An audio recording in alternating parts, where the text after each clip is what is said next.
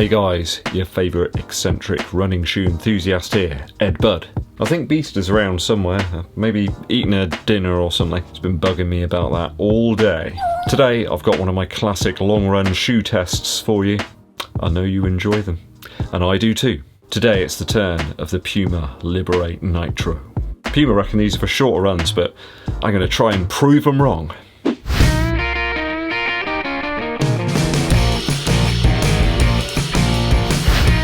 So we took the PUMA LIBERATE NITRO up to 13.17 miles today. So that's about 21.19 kilometers for those of you that are, like that sort of thing. I was keen to see if this lower stack and seriously light shoe could take the longer run. It's a pace shoe really. I think PUMA really intend it as something you probably use for 6-7 miles, maybe up to like a 10k. Can it work for the longer distances? Well, I can confirm yes it does. I mean, it's a shoe after all, isn't it? You could probably wear like a dress shoe and run a half marathon in it. You could probably run a marathon in a dress shoe. I'm not sure you'd enjoy very much of it, but there we go. In terms of pacing today, 7 minutes 27 per mile, which is 4 minutes 38 per kilometre. Though I've got to be honest, I did have a few stops today. It was pretty warm out there. I took my Nathan belt with me again, some copycat isotonic energy drink stuff. I did feel a touch dehydrated at one point. Main reason being really I hammered it a bit faster than I probably should have done. That's what happens when you listen to 90s drum and bass music.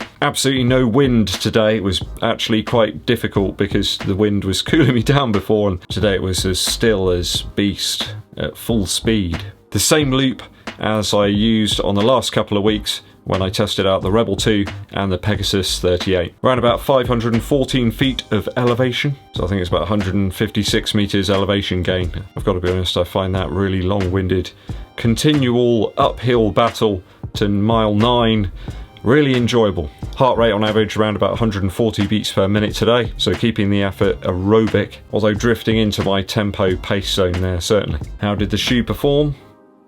Let's get to it. So one big thing about this shoe is its nimble feel. In fact, just as I put it up towards the camera there, I almost let go of it and it flew into the air. It really is.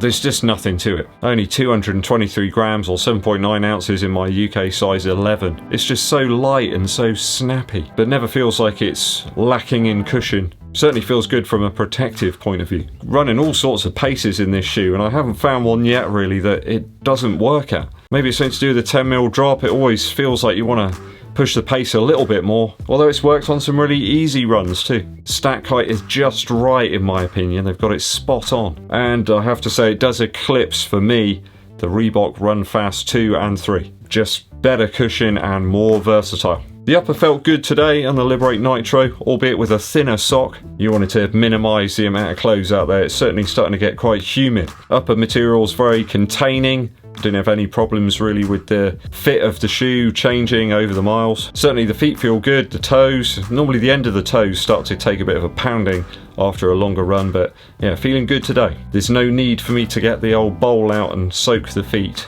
We've all done that once in a while, haven't we? Strangely, I have to say, I didn't get that feeling around about sort of mile 10 or 11 thinking, oh, I wish there was a plate there, to just provide a bit of stability. I did get that in the Rebel 2 when I tested that out a couple of weeks back. The PUMA midsole there, the Nitro's, just more of like a rebound type midsole. It's nowhere near as squashy or compressive as the one in the Rebel 2. I think if anything that firmer feel helped a little bit in the last few miles of the run today. I have to say the shoe does make you want to up the cadence though. Certainly one of the highest cadences for one of those sort of longer runs I guess. Average of 173 steps per minute today. I was always very conscious about my cadence today, and I think it was a little higher maybe also due to the drum and bass. Running in the shoe today, it really did make me wonder what the EDDBUD Nitro Elite is like. That one with the carbon plate, similar upper, could be a bit of a winner.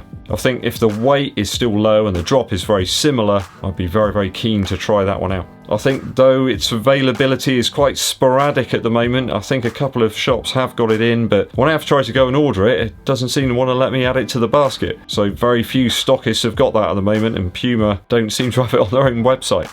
Maybe they're waiting till after the bank holiday's gone and that 20% off offer that they're doing at the moment has elapsed. Though, will it be that much better than the Liberate Nitro? You can pick this one up for about £85 at the moment, and the EDDBUD Nitro Elite is 160. So is it worth double does make you second guess the pricing there a little bit. I'm going to try these out on my next set of intervals, so either 400 meter repeats or 1 kilometer repeats. I think that'll give the PUMA Liberate Nitro another chance to shine. Found the lockdown ideal today using a runner's knot, although I have to report that I had very little lace left to tie up like a double knot at the end. So a little bit of a down point there. I had cinched the laces relatively tight, but there wasn't quite enough. I think this certainly isn't a midsole for those looking for bottomless cushion. It's certainly like a cut down, low fat sort of version. It really is the other end of the spectrum when you compare it to the Invincible run from Nike. You could say a more traditional sort of pace shoe, I suppose.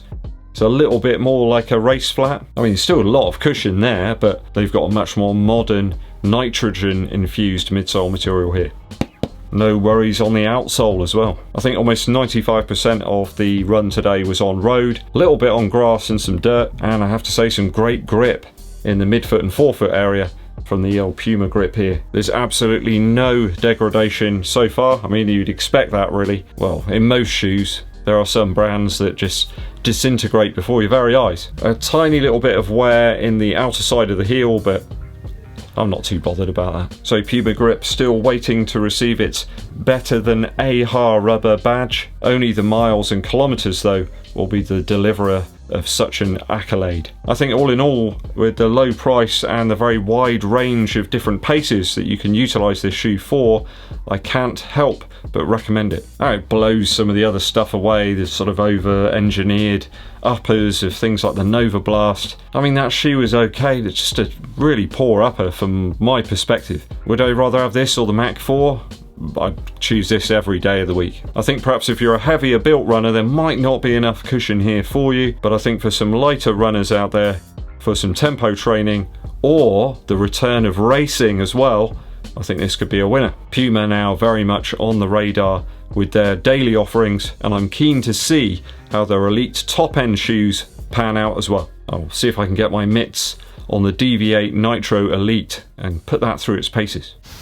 So, is the Liberate Nitro one that you've been utilising, guys? Did you pick it up? How have you found it so far? Is it a rate or a hate? Let me know in the comments below. Incoming musical interlude. Loads of you already requested on Strava that I let you know what tracks I was listening to on the run today. It was pretty much all stuff associated with the drum and bass artist Dillinger. All of these tunes are just full of energy and kind of good to get rid of a bit of aggression, pent up frustrations and stresses, I suppose. Twist 'Em Out featuring Skibbity is just, it's lunatic stuff. Very energetic and exactly the right sort of tempos for today's effort. Another winner today was a track called Hard Noise. That one's got these almost robotic style filtered bass lines, a real steppy kind of drum pattern as well on that one. It was just right. Another one that came on, I don't think I'd heard it before, which is called Grimy, which I think was on the V Recordings label.